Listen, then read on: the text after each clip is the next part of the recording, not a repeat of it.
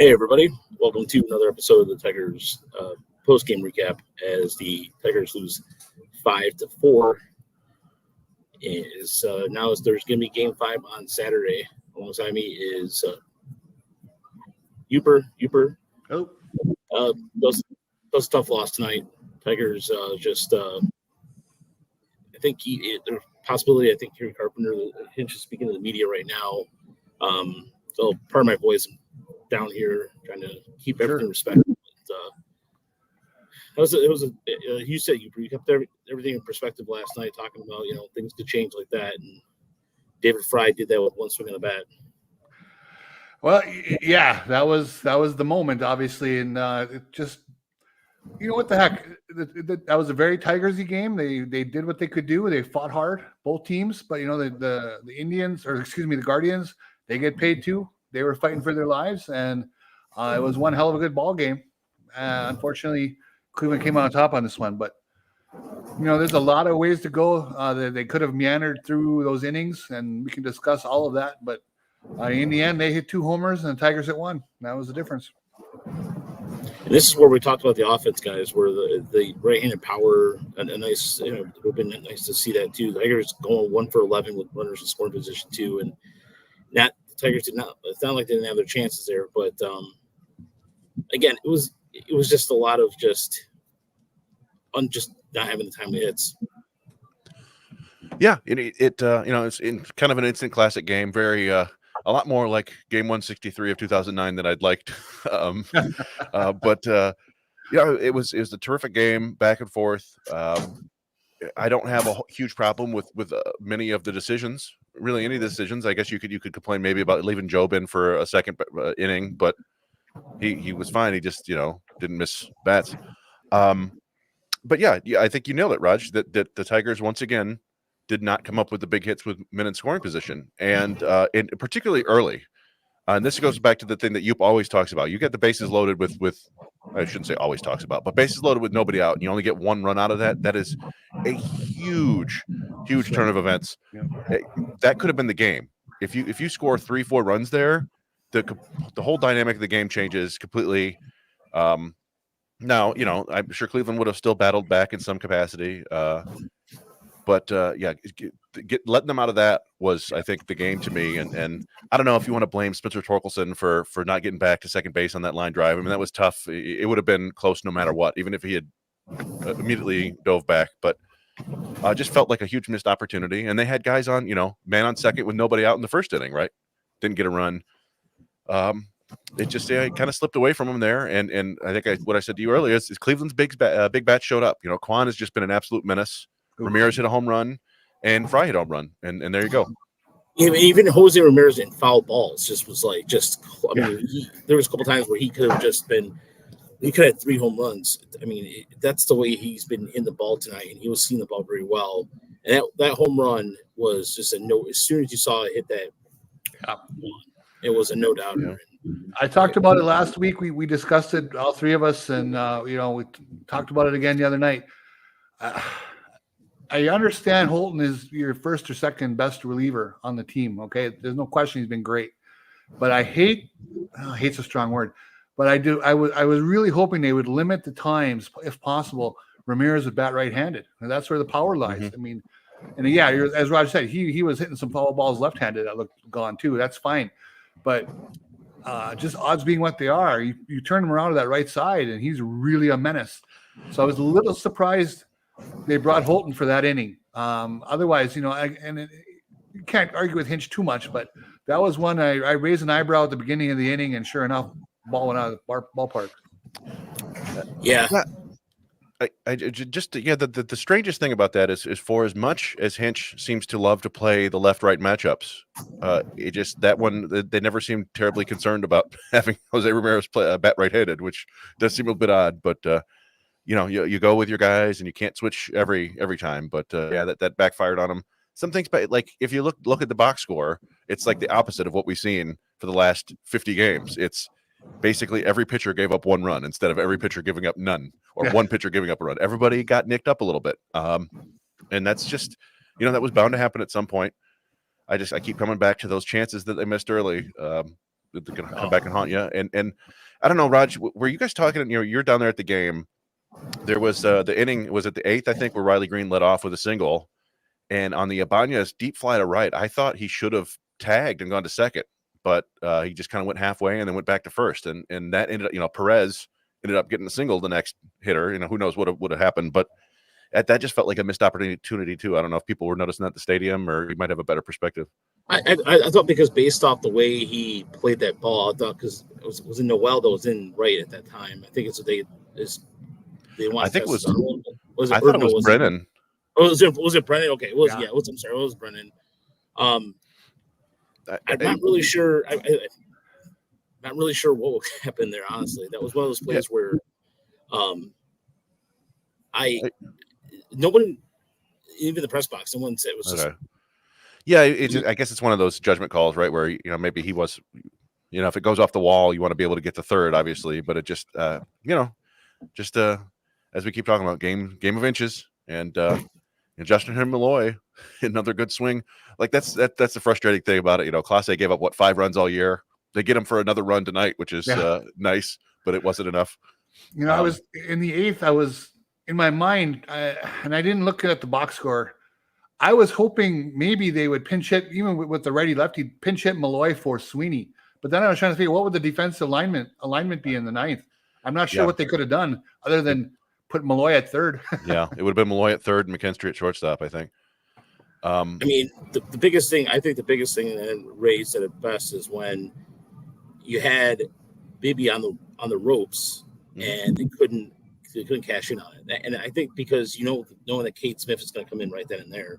Yeah. I mean, I know they got a call. I think they had a hitter. I think they got a hit off of them, but still, that was something that I'm sure Cleveland had in their back of their mind going full well, is if they can get through the lineup at least twice, that gives them the opportunity to shorten up their bullpen, or to use their bullpen and shorten up the game quite a bit, because Cleveland's bullpen can do that with Cleveland's bullpen. Yeah. Yeah, I mean, it's frustrating because the Tigers had plenty of chances, 9 hits, 4 walks, hit by pitch, I think, too. There, they had plenty of base runners, just and they scored, 4 runs, just gave up 5, which is kind of the bummer.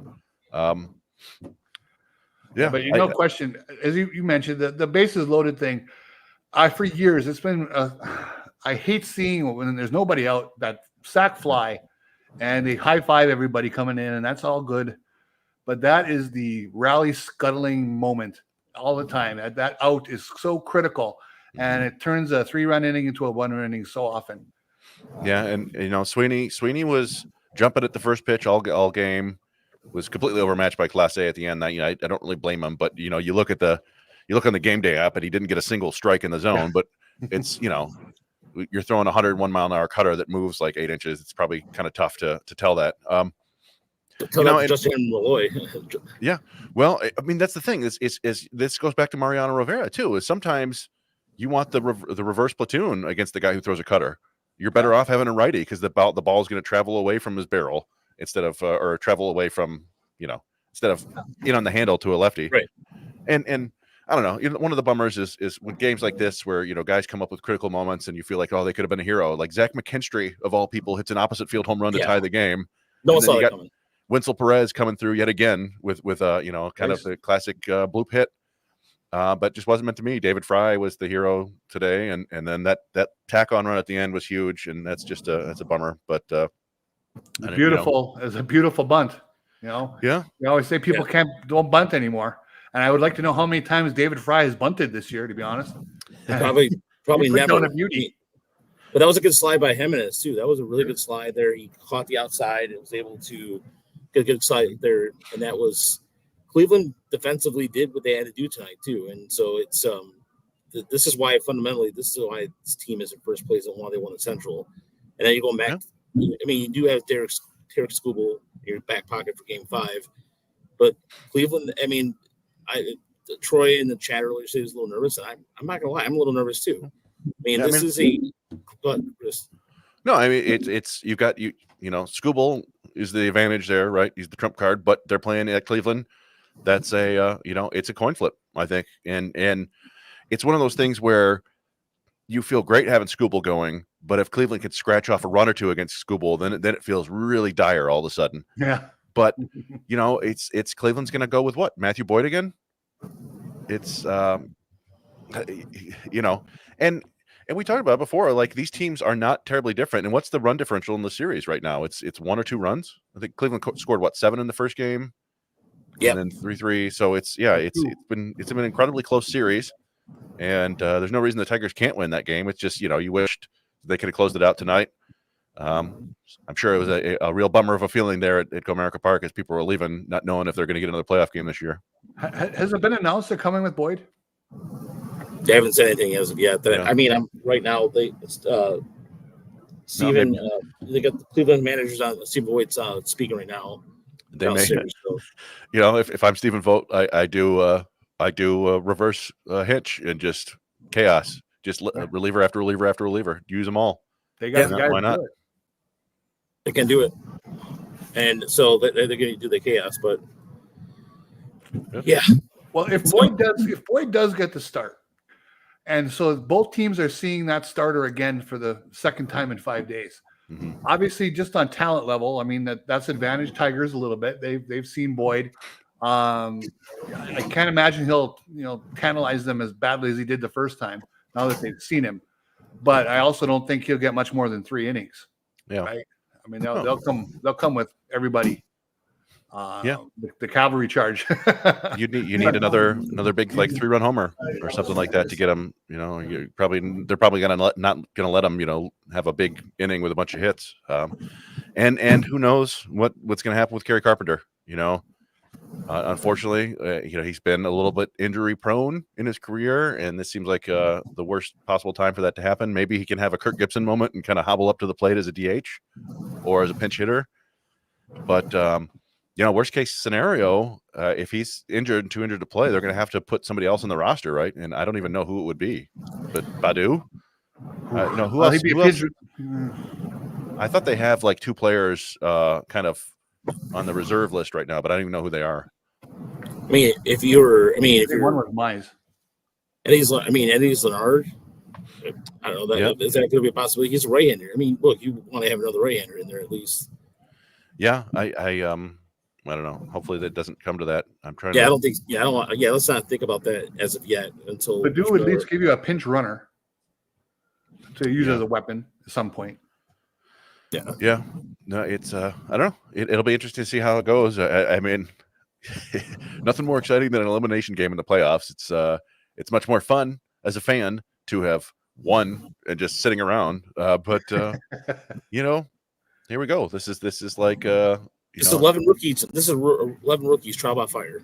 This is really trial by fire, and this is where you're gonna learn your XP experience for anybody that will play games. This is where the experience comes in, and so for the Tigers, Cleveland is not an easy place to play. That place gets loud, and I think that there's a good chance that Justin Henry Malloy will start Game 5. If Carpenter is hurt and he looked pretty hurt, I think it was like a calf or a hamstring, then you have no choice but to start him. But that's okay. He's answered the bell every time. Now, if they have to take him off the roster, and I don't want to get ahead of it, does he have to sit the next series? That's a good question. I don't think so, but I don't know. I don't know how it works with injured players. I would think I would think Malloy's going to start almost certainly if particularly if there's a lefty on the mound.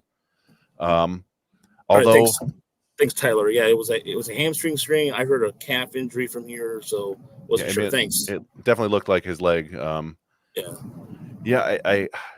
it's tough because Malloy has become kind of a weapon off the bench too. When and you don't want to necessarily play that, but if they start a lefty, then it wouldn't shock me if Hinch bats him first or second again, right?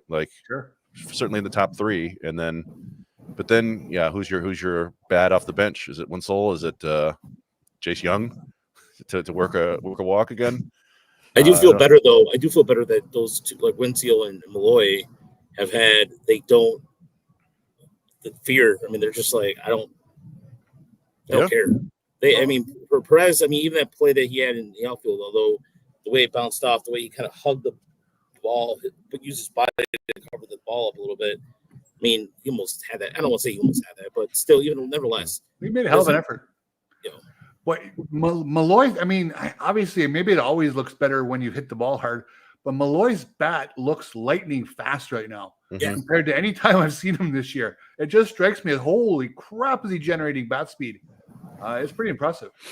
No, nothing yet has been announced about his injury.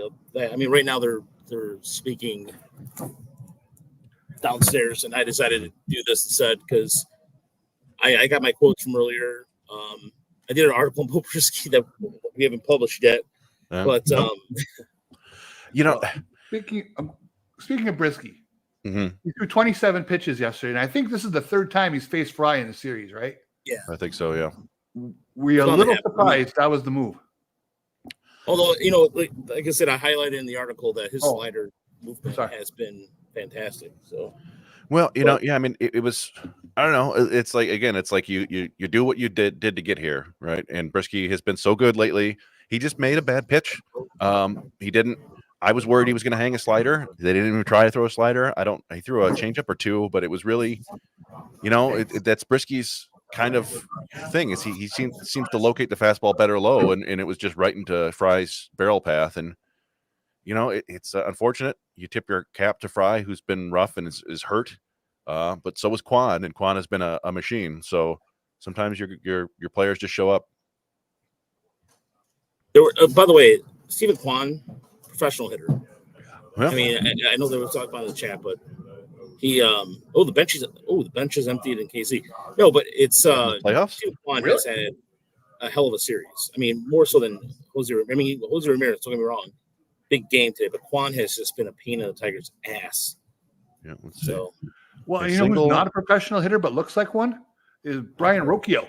Yeah, my God, what's up with that? Like, Brian Rocchio says some really good at bats, drawing walks. No, you're absolutely right, you Brian. I was like, who the hell is this guy? Like, as far as but yeah. Well, gentlemen, I'm going to take off here because it's getting louder in here, and all right. You guys can handle it from here. But so Saturday, regardless of what happens, we'll be on air after. So I don't know. Saturday's my birthday, and the game is set for 4:38. 4:38. So middle of the day, we'll be back. Well, we'll be back on here regardless, win, lose, or draw, and lose, draw. Well, like the old game show. It's getting harder here. But thanks for everybody for tuning in this evening.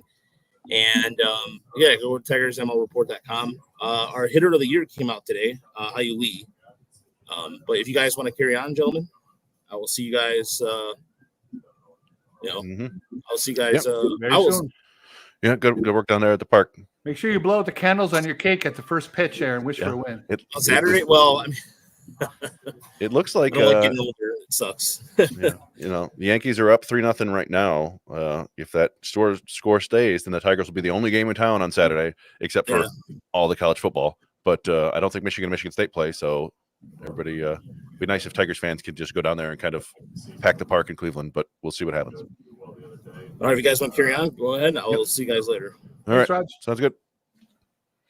Yeah, I don't know if there's a ton more to talk about. Yeah, Rocchio was giving me kind of Nick Punto feelings like this is just a glove first infielder who is nevertheless very pesky. Well, and he extends innings in front of Quan. That's the I mean, usually the guy, I think he had 204 this year, something like that. Not a very high on base percentage. I mean, that should have been a nice, easy out right in front of Quan. But that has not been the case. And today, it hadn't killed the Tigers in this series, but today it did. Yeah. Yeah. And it's a bummer, but the Cleveland does have, 4 or 5 guys who had like a 120 WRC plus or better this year. And the Tigers do not. The Tigers had Green and Carpenter basically. And, it's those guys are showing up when it matters. Now it's just it's up to Tarek Skubal. He's the best pitcher in baseball. He can certainly shut down Cleveland. Need the offense to figure out a way to scratch across 2, 3, 4 runs, and let Skubal go as far as he can. I don't know if he's going to pull off of Verlander and give you 9 shutout innings, but I wouldn't put it past him. I just don't think Hinch would let him go that long. No, that's a good question. And I guess it would matter how he looked in the 7th and how it was going. But yeah, a guy like him, he's a presumptive Cy Young Award winner. He is the guy who's expected to, when you're in that position, you have to drag your team across the finish line, and this is the finish line in this series. So I think he'll be fine. I think it's probably helpful for the Guardians that they just saw him the other night. I'm sure they'll be having some kind of game plan to try to run up his pitch count. Yeah. Although it's not really their game, really. They swing the bat a lot. So it's going to be very interesting. Can the Tigers light up Matt Boyd? That's, to me, I mean, as you mentioned, can someone crack a 3-run homer? Because we certainly saw Matt Boyd give up a lot of 3-run homers when he was a Tiger. So, who's going to do that? Is it going to be Spencer Torkelson, the right-hand batter? Somebody. I don't know. Doesn't matter who, but that's what they need. Yeah, and somebody mentioned here, Charles Munger said use Foley for Fry. We haven't seen Foley or Hannafy in this series, I think, right? No Hannafy. Yeah. There must be something about their pitch profile. They're sinker slider guys for the most part. And I looked, and Cleveland was very bad against sinkers this year, but there must be something specifically about the way that their pitches work against these left-handed bats that they don't like. They said on the broadcast, specifically to Foley, that AJ Hinch said the matchup's just not a good matchup for him with Cleveland. I mean, I get it. Although that makes you wonder, like, all right, if you weren't going to use him at all, then why is he on the roster? Like, yeah, exactly. I don't know if there was a better option, but yeah. As to the guy who put the question, then I'm not seeing it here anymore. Mm-hmm. I was worried that Brisky had thrown a lot of pitches the night before. Yeah, and it was the 3rd time he's facing Fry in the series, so a lot of the mystery is gone. Now it's just mano a mano, right? And as you mentioned, he grooved one terrible pitch, and it's gone. And Riley Green couldn't quite reach it. Yeah, that was So maybe that would have been a spot for Foley. Maybe a fresh Foley. Maybe at least keeps the ball in the park there. So. Yeah, it just like we said, you always give the benefit of the doubt to the manager there, who's down there with these guys and knows where they are mentally or whatever, and physically, sure. and we don't. But yeah, it's easy to second guess when you lose. That's for sure. There's no question. No question. I hate, but that's kind of why we're here, right? Yeah. Well, I have some fun with it. And, so I think in the end, the Guardians are a hell of a good team. Mm-hmm. Okay. They proved it over the long haul this year. And they've seen a lot of the Tigers relievers now multiple times, most of them. It's not shocking the Tigers ran into a troubling night, Mm-hmm. But now it's set up where all the relievers get a night off. So everybody comes back fresh on Saturday, and hopefully with Tarek Skubal, they're not even asked to do a whole hell of a lot. Yeah. So that's how it should work out if the Tigers have their plan come to fruition. But we'll just have to see. Yeah, and one interesting thing that so I mentioned this on Twitter, and somebody else pointed out, but heading into this playoff series, Tanner Bybee had thrown 9 sinkers all year, and he threw 13 in the first game against the Tigers and 11 tonight. So, and the Tigers are not terribly good at hitting sinkers. They're the 4th worst in terms of weighted on base average, ahead of Cleveland and the White Sox. So that's just an interesting wrinkle that they were able to do that. Like, okay, just throw some sinkers. Like, you wouldn't think somebody would just be able to do that and have it work. Yeah. If you haven't been throwing all year long, but just kind of funny shenanigans in the playoffs, and we'll see what happens. It would be. I assume it's just going to be Skubal starting. I don't think Hinch would do a opener for Skubal unless he hasn't all year. It would be very strange. At the same time, if you could play around, chaos. But so I don't know. I'm sorry, I forgot what I was going to say. Yeah, it's a classic game, and Tigers came out on the wrong end of it, unfortunately. But I don't know. Did we really expect anything else? They can't help but play these close games that are tense, and they've been doing it for the last 2 months. So you live by the one-run game, you die by the one-run game sometimes. Yep. And it just didn't go their way. And again, as usual, home runs and extra base hits tell the story quite often. And the Guardians got one extra dinger, and that was the difference. I'm sorry, I know what I was going to say, but we'll go back to Bybee real quick. Mm-hmm. Man, he could not spot his fastball. No, everything up into the third base side. I mean, and the Tigers they couldn't really take advantage. Get that one big inning. As you mentioned, the bases loaded inning and the other base runners. He was there to be had, basically is what I'm saying. He had gone down to he could only really spot his slider in there. Maybe his changeup, right? Because his fastball was dead. So, but again, that's where the Tigers, their offense not being, a juggernaut, they just couldn't really take advantage of it. Yeah, and that's just that kind of, that I don't know. Again, we second guess. You think back, that he had such trouble throwing strikes in that inning, and Trey Sweeney swings at the first pitch.